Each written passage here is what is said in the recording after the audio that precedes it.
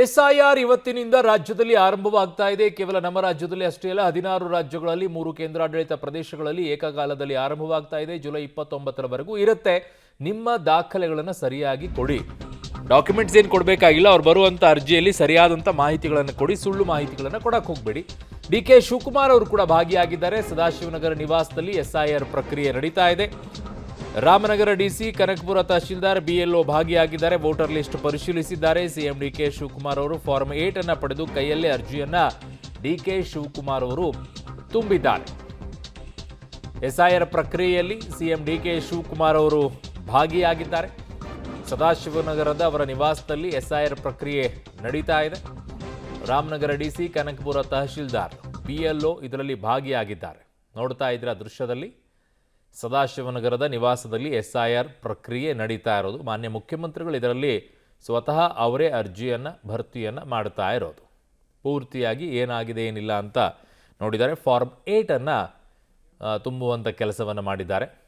ಆ ತುಂಬುವಂಥ ಕೆಲಸದಲ್ಲಿ ಮಾನ್ಯ ಮುಖ್ಯಮಂತ್ರಿಗಳು ನಿರತರಾಗಿದ್ದಾರೆ. ಇದು ಬೆಂಗಳೂರಿನ ಸದಾಶಿವನಗರದ ನಿವಾಸ.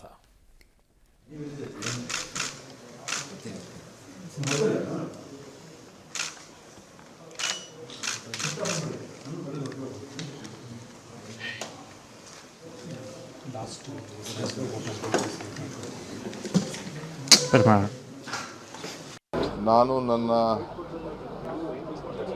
ಎನ್ಯುಮರೇಷನ್ ಫಾರಮ್ನ ನಾನು ಸೈನ್ ಹಾಕಿ ಕೊಟ್ಟಿದ್ದೇನೆ.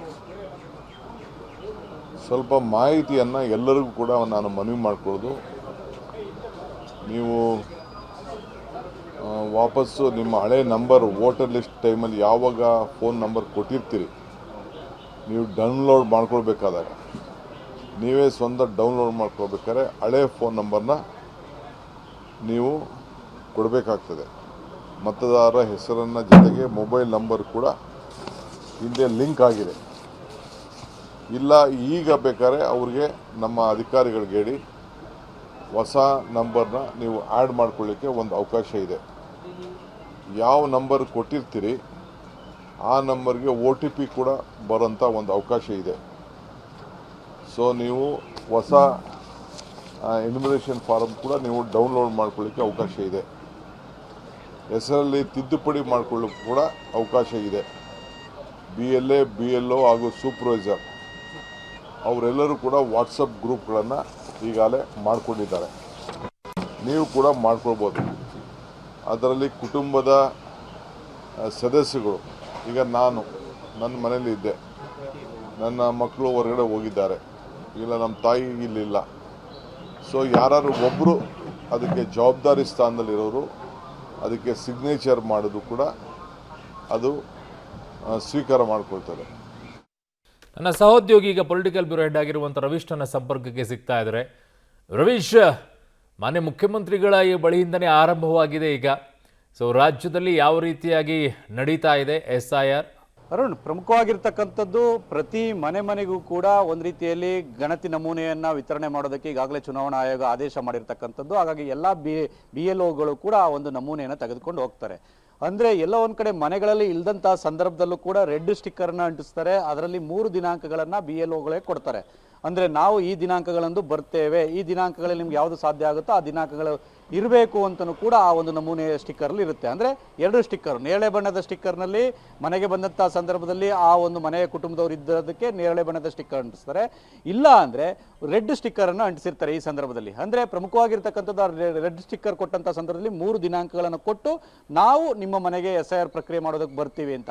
ಇವತ್ತು ಮುಖ್ಯಮಂತ್ರಿ ಡಿ.ಕೆ. ಶಿವಕುಮಾರ್ ಅವರ ನಿವಾಸಕ್ಕೆ ಬೆಂಗಳೂರು ದಕ್ಷಿಣ ಜಿಲ್ಲೆಯಿಂದ ಕೂಡ ಅಧಿಕಾರಿಗಳು ಬಂದಿದ್ದರು. ಅಂದರೆ DC ಮತ್ತು ಕನಕಪುರ ತಹಸೀಲ್ದಾರ್ ಕೂಡ ಇದ್ದರು, ಮತ್ತು ಆ ಒಂದು ಸಂಬಂಧಪಟ್ಟಂಥ BLO ಕೂಡ ಇದ್ದರು. ಪ್ರಮುಖವಾಗಿ ಸುಮಾರು 40 ನಿಮಿಷಗಳ ತೆಗೆದುಕೊಂಡಿದ್ದ ಆ ಒಂದು ಪ್ರಕ್ರಿಯೆಯನ್ನು ಮಾಡಿಸೋದಕ್ಕೆ. ಅಂದರೆ CMಗೆ ಕೆಲವೊಂದು ಕ್ವಶನ್ಸ್ಗಳಿದ್ದು, ಅಂದರೆ ಎಲ್ಲ ಒಂದು ಕಡೆ ಮೊಬೈಲ್ ನಂಬರನ್ನು ಯಾವುದನ್ನು ಕೊಡಬೇಕು, ಒಂದು ವೇಳೆ ಮೊಬೈಲ್ ನಂಬರ್ ಇಲ್ಲದೆ ಹೋದರೆ ಅವ್ರೇನು ಮಾಡಬೇಕು, ಹೊಸದಾಗಿ ಆ್ಯಡ್ ಆನ್ ಮಾಡೋದಕ್ಕೆ ಅವಕಾಶ ಇರುತ್ತಾ, ಜೊತೆಗೆ ಮನೆಯಲ್ಲಿ ಕೇವಲ 2 ಮೆಂಬರ್ಸ್ ಇದ್ದು ಉಳಿದಿರ್ತಕ್ಕಂಥವ್ರು ಇಲ್ಲದೆ ಹೋದರೆ ಅವರ ಒಂದು ಅನುಮತಿಯನ್ನು ಪಡೆದುಕೊಂಡು ಆ ಒಂದು ಅಪ್ಲಿಕೇಶನ್ಗೆ ಸಹಿ ಹಾಕಬೇಕಾ, ಮತ್ತು ಡೌನ್ಲೋಡ್ ಪ್ರಕ್ರಿಯೆ ಹೇಗೆ, ಈ ರೀತಿಯ ಒಂದು ರೀತಿ ಕೆಲ ಗೊಂದಲಗಳಿಗೂ ಕೂಡ ಪರಿಹಾರವನ್ನು ಪಡೆಯುವಂಥ ಕೆಲಸವನ್ನು ಮಾಡಿದ್ರು. ಹಾಗಾಗಿ ನೀವು ಹೇಳಿದಂತೆ ಆರಂಭದಲ್ಲಿ ಎಲ್ಲ ಒಂದು ಕಡೆ ಸ್ವಲ್ಪ ಮಟ್ಟಿನ ಗೊಂದಲ ಇದ್ದೇ ಇರುತ್ತೆ. ತಕ್ಷಣಕ್ಕೆ ಅದು ಆಗೋದಿಲ್ಲ. ಯಾಕೆಂದರೆ ಟೈಮ್ ಇರತಕ್ಕಂಥ ಹಿನ್ನೆಲೆಯಲ್ಲಿ ಎಲ್ಲೋ ಒಂದು ಕಡೆ ಸಾಕಷ್ಟು ಆ ಒಂದು ಗೊಂದಲ ಕ್ಲಿಯರ್ ಮಾಡೋದಕ್ಕೆ ಕೂಡ ಅವಕಾಶ ಇರುತ್ತೆ. ಅದ್ರ ಜೊತೆಗೆ ಎಲ್ಲೋ ಒಂದು ಕಡೆ ಬಹುದೊಡ್ಡ ಆತಂಕ ಅಂದರೆ ಈ ಒಂದು ಮತದಾರರ ಗುರುತಿನ ಚೀಟಿಯನ್ನು ಈ ಒಂದು ಗ್ಯಾರಂಟಿಗಳಿಗೆ ಮತ್ತು ಬೇರೆ ರಾಜ್ಯದ ಸೌಲಭ್ಯಗಳಿಗೆ ಲಿಂಕ್ ಮಾಡೋದಕ್ಕೂ ಕೂಡ ರಾಜ್ಯ ಸರ್ಕಾರ ಮುಂದಾಗಿರ್ತಕ್ಕಂಥದ್ದು. ಈ ಹಿನ್ನೆಲೆಯಲ್ಲಿ ಬಹಳ ಜನರು ಎಲ್ಲರೂ ಕೂಡ ಎಚ್ಚರಿಕೆಯಿಂದ ಈ ಒಂದು SIR ಪ್ರಕ್ರಿಯೆಯಲ್ಲಿ ಪಾಲ್ಗೊಳ್ತಾ ಇದ್ದಾರೆ. ಹಾಗಾಗಿ ಮೊದಲ ದಿನ ಎಷ್ಟು % ಈ ಒಂದು ಬೆಳವಣಿಗೆ ಆಗಿದೆ ಅನ್ನೋದ್ರ ಬಗ್ಗೆ ಸಂಜೆ ನಂತರ ಸ್ಪಷ್ಟವಾಗುತ್ತೆ ಅರುಣ್.